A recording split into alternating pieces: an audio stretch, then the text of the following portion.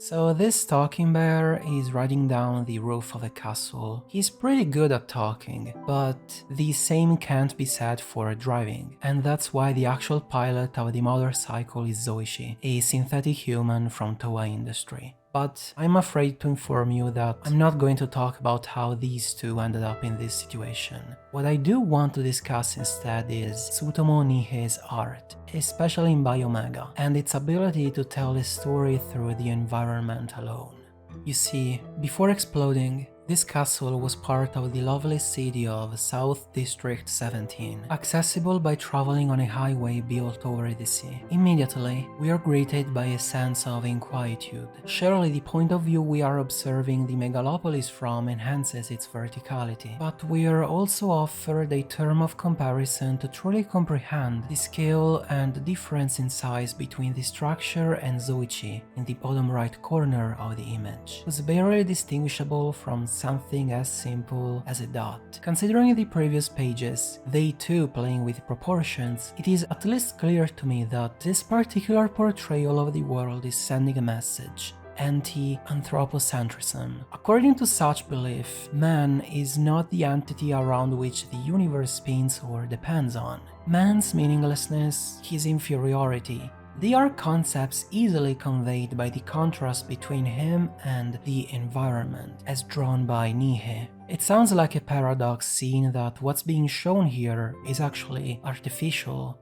man-made. That long highway crossing the sea, South District 17, Zoichi himself, none of them would exist without man and his progress in acquiring knowledge and conquering nature. But in Biomega, and in many other works from Nihei, to be fair, technology has gotten to a point that's hurt more than benefited humanity, allowing it to take over, morally speaking. Incessant industrialization and uncontrolled urbanization, with consequent alienation from society and from one's very self, loss of empathy between groups and individuals, they have all contributed to this sense of abandonment that Nihei's art transmits, that this drawing narrates. Humanity, in short, is still around, but is it really alive? In its pursuit of power and information, hasn't it lost something? Was progress worth the cost? The answer seems to come from the dystopic silence that tells the story of the world of Biomega, and South District 17 is only one tale that covers man's steps forward in science, but doesn't forget to highlight the steps back in humanity, the main victim of this leap into the future. The monochromatic drawing, the shadows playing tag on the building's surface, their jagged profile reaching for the sky and assuming the appearance of an unwelcoming fortress, the fog concealing the base, and the sky joining the atmosphere, bringing moody clouds. Each element of the composition evokes a sentiment of discomfort, and Zoichi is about to enter such a place. One of Nihei's merits here is certainly offering multiple points of view to truly define the scale of the city that can't escape its ugly similarity to an enormous construction site. A precarious scaffolding whose sealed entrance seems to anticipate with its style what awaits inside. Not a city, but a factory. I could spend an hour talking about this place. There are several roads crossing this city.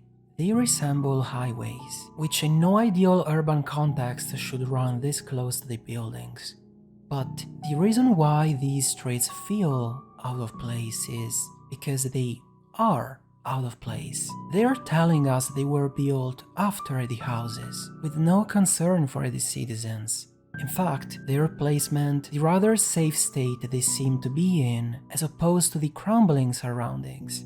Them resembling race trucks. It all amplifies the feeling of alienness that the city evokes. What's lacking in this labyrinth of buildings is a vital context. The citizens' only remaining connection seems to be these bridges that link the opposite sides of the scene.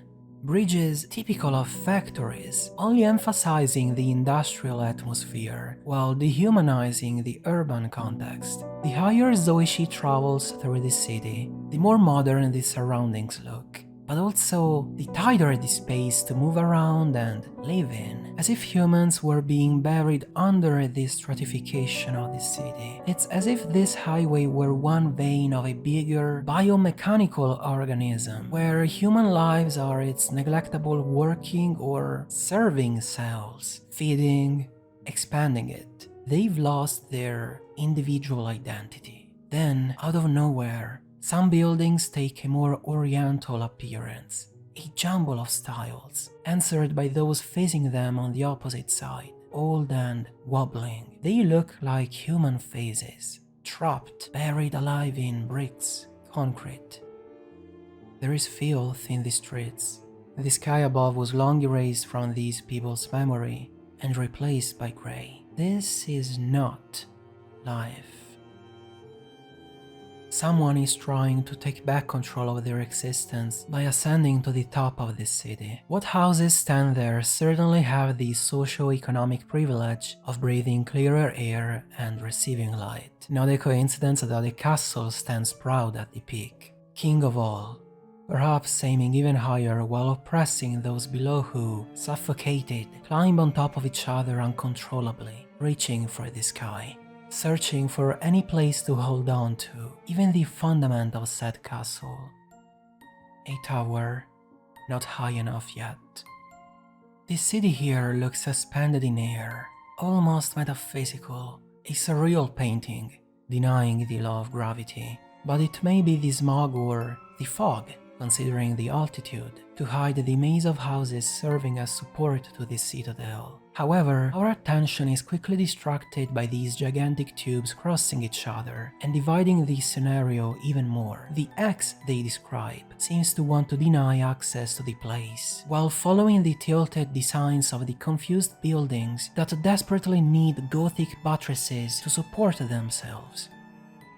From another perspective, observing the castle almost falling off, more than anything, the steeple of the towers look like antennas. Below them, other buildings act as walls to close people off. There is just no sense of community anymore. Every bond has been erased by the claustrophobic rhythms of life, by the mega corporations ruling over the world. It's a dystopic reality where humanity is being locked in this prison of houses. The key tossed somewhere.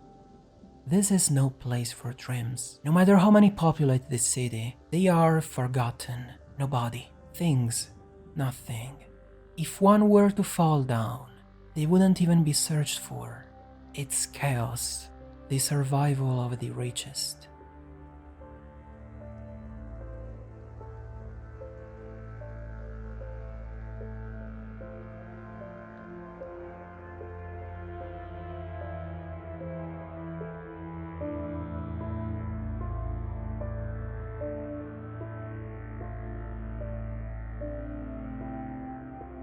How many manga let you think and imagine like this? What I'm reading here is the story of a place that's losing its battle with life.